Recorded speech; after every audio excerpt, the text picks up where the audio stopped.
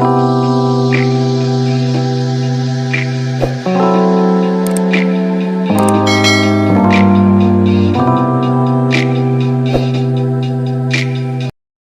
dear Gemini. I'm Jamie Dawn, your revolutionary astrologer, bringing you your November 2021 horoscope. And we have a 6th and 7th house emphasis in the month of November for you. This is your Gemini sun, moon, or rising sign, placing it on that first house. So even though your natal chart doesn't necessarily have you as a Gemini rising, excuse me, or necessarily your sun, moon on that first house, you'll still feel the influences of what the theme around Scorpio has for you, because we're in Scorpio season. And so looking at it through the 6th house lens, I just want to point out too that what we're working with is the planets and the signs are your actors and the clothing, if you will, that the actors are wearing. The houses are the stage in which they are standing and expressing themselves, right? And so this is what you're doing is you're working with 6th house, which is about our health. It's about ritual. It's also really about self-development and where we're working on trying to master some things in our lives on a personal level.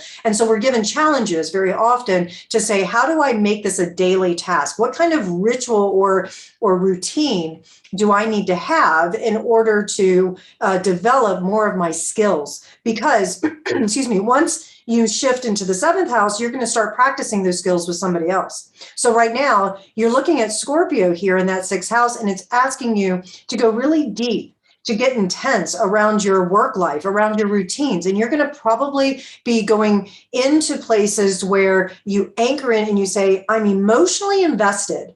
I am bonded with this particular regimen because hopefully it will improve my health, or it will allow me to really show up for myself in a way that I can truly love myself, that I can maybe it's a mastering of emotions, because we're dealing with a water sign here, and Scorpio loves forming emotional bonds. There's also trust and intimacy issues. So the gift of the routine is that it provides a sense of trust and safety in your everyday life because you know what to expect. It's like, here's my task, here's my job, this is what I need to do, whether we are talking literally a health regimen or how we eat and feed and nourish our bodies, or maybe it's even the conversations that we have. You know, some of us have a daily spiritual practice, and that's something that Gemini, you may also anchor in. Maybe you change it up a little bit.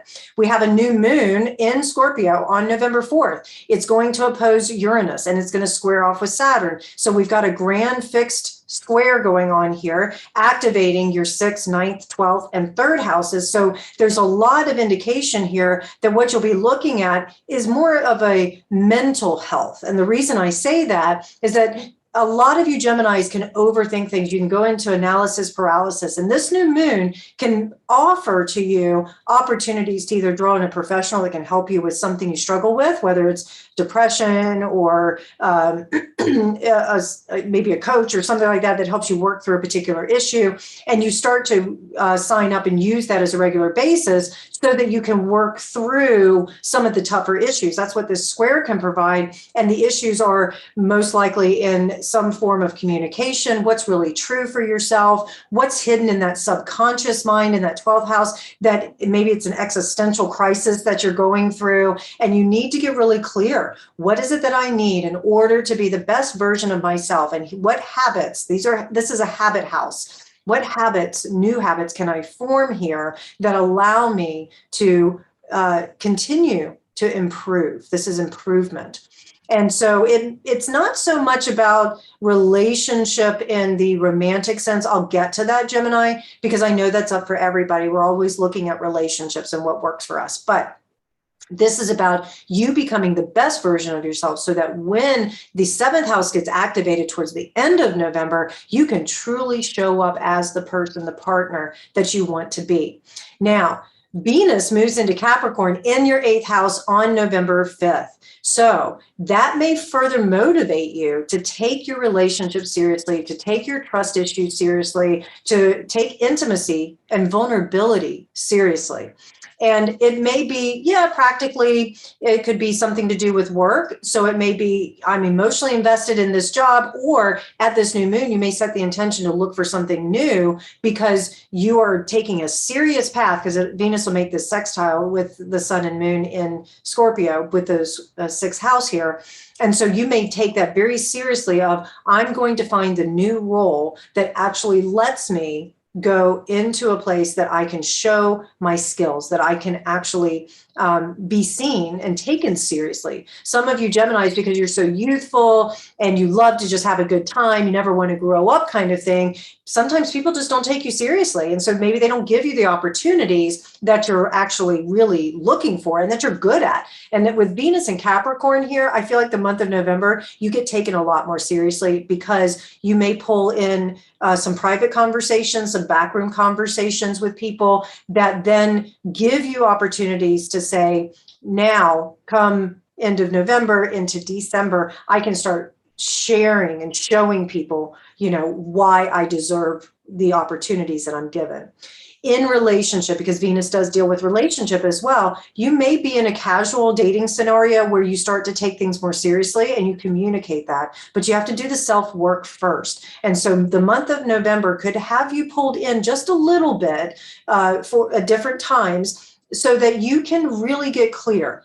And I also feel that some of you Geminis are dealing with a legal matter or a relationship like a divorce or separating assets, things like that, that you are then going to have to deal with. You may have put it off, especially with Mercury retrograde. It's now direct. And Mercury entered Scorpio November 6th. So right after Venus moves into Capricorn, here comes Mercury and into that sixth house. And now you're going to organize your thoughts and your ideas that go really deep. And it's going to be about organizing how you feel, because your intuition should be firing on all cylinders. And when something feels right, go for it. If it doesn't feel right, pause and even say no.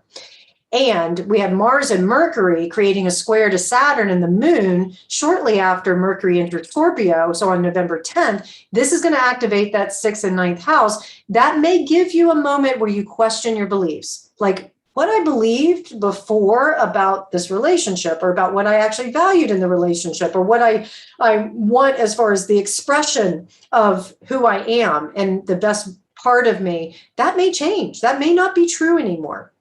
And so you're going to be looking at the ideas that you hold with yourself. And with the Saturn and moon canoodling, this could be a time in the day or two leading up to it, or day and two after of the 10th, where you get really serious and maybe heavy. There could be some depression around it because this square creates tension. It could be, with Mercury involved, some truth, some secrets come out. And Mars has a way of driving that information out into the light, and you're going to have to deal with it. Now, I don't say that as a threat. I say that as the truth will set you free.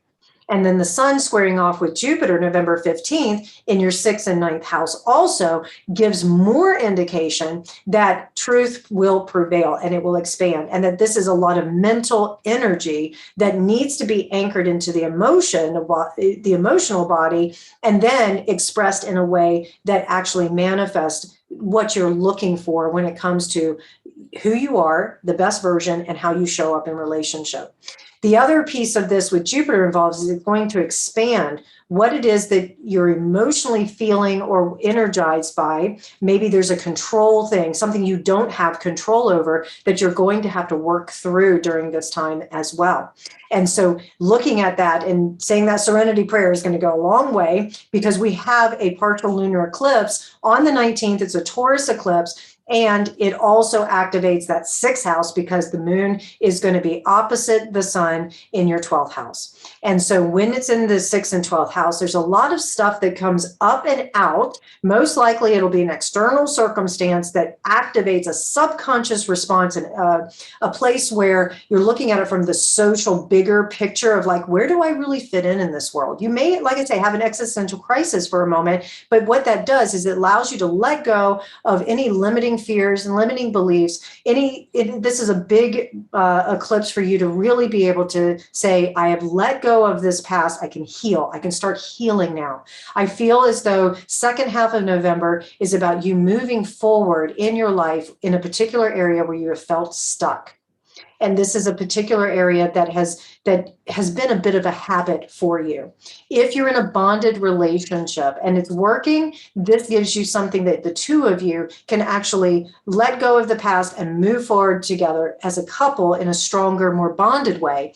And if you're single, this may be that you are letting go of, I know I'm no longer wanting to be single, I'm ready to date, but I have to do my internal work first so I can show up fully for someone else. When the sun enters Sagittarius, November 22nd, then your seventh house gets active. That's when I feel you're going to be ready.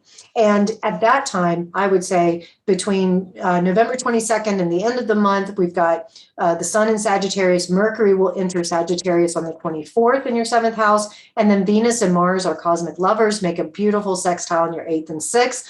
I feel as though that's where you and a significant other can go really light and deep at the same time. This is a beautiful example of integrating light and shadow and finding wholeness, because that's what we're always working towards, is that wholeness.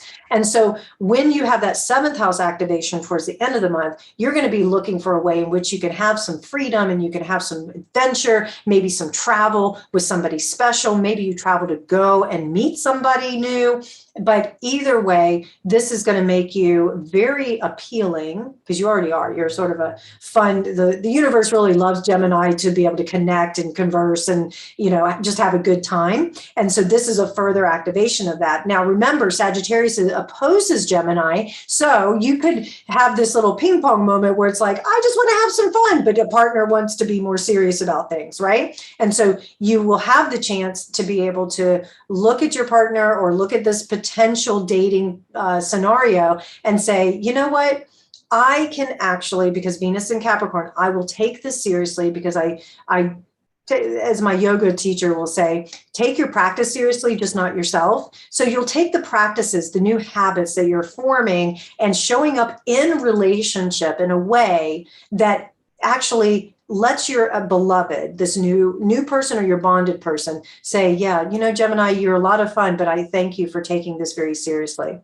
One other thing I want to point out, the head and the heart is going to probably ping pong quite a bit for you in the month of November. So do watch out. There will probably be some extremes, extreme joy, extreme pain, extreme, excuse me, anger, extreme happiness, whatever. So I do feel as though you may ping pong between those two to eventually find your center. But sometimes, especially during Scorpio season, which does have a tendency to be intense and have extremes, it may just take going through that pendulum swing, if you will, in order to come back into that balance, into that middle. Remember that this month also is about truth. And when secrets come out, many of us, especially if we're a control freak or we just don't, we don't want to look like a fool, we get upset because we didn't have the information. So keep reminding yourself, you don't know what you don't know. And every day is a new day. Don't project the past onto the present and just work with what shows up. How you show up for yourself first, then how you show up for the situation and another. All right, Gemini, I really hope this helps. We know that everybody is individual and unique, so this is a generalized reading, but hopefully it resonates with the majority of you, and I'd love to hear how it's going. Please like, subscribe, share, comment, and find me at jamiedawn.com. Have a great month, Gemini.